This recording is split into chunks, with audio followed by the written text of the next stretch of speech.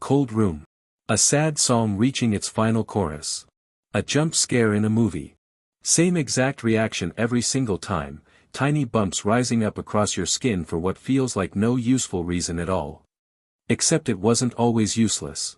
It's actually a leftover superpower, borrowed from an animal we don't even physically resemble anymore. What's actually happening? Every single hair on your body has a tiny muscle sitting at its base, called an arrector pili muscle. When that muscle contracts, it physically yanks the hair upright into a standing position, and in doing so, it puffs up the small patch of skin surrounding it. That tiny raised patch is exactly what you're feeling and seeing as a goosebump, a purely mechanical, involuntary reaction happening just beneath the surface of your skin. The fur we don't have anymore. Furry mammals, this reflex is a genuinely useful survival tool, not a glitch at all. Puffing up fur traps a thicker layer of warm air close to the skin for extra insulation in the cold, and it also makes the animal visually appear larger and more threatening to potential predators, the same reflex you can watch a frightened cat use when it arches its back and its fur stands on end.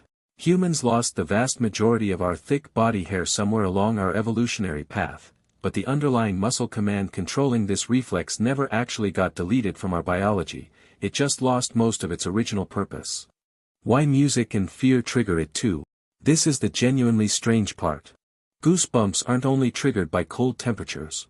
Fear, sudden awe, and even a powerfully emotional swell in a piece of music can trigger the exact same physical reflex, because all of these experiences are tied back to your body's adrenaline response. Your body ends up running its old, danger, look bigger, brace for impact emergency program, except the trigger this time is nothing more threatening than a chorus hitting its emotional peak. A glitch that never got removed. Evolution doesn't tend to cleanly delete old biological code once it stops being useful, it usually just stops actively using it, leaving the underlying mechanism fully intact. Goosebumps are a near-perfect real-world example of exactly that, a fully functional, fully wired ancient survival system, still quietly running in the background of your body, on a physical form that no longer has the thick fur coat the system was originally built for. So next time a song gives you chills right at the perfect moment, that's not poetry, and it's not magic. That's an ancient reflex from a long-gone furry ancestor, still misfiring beautifully on command.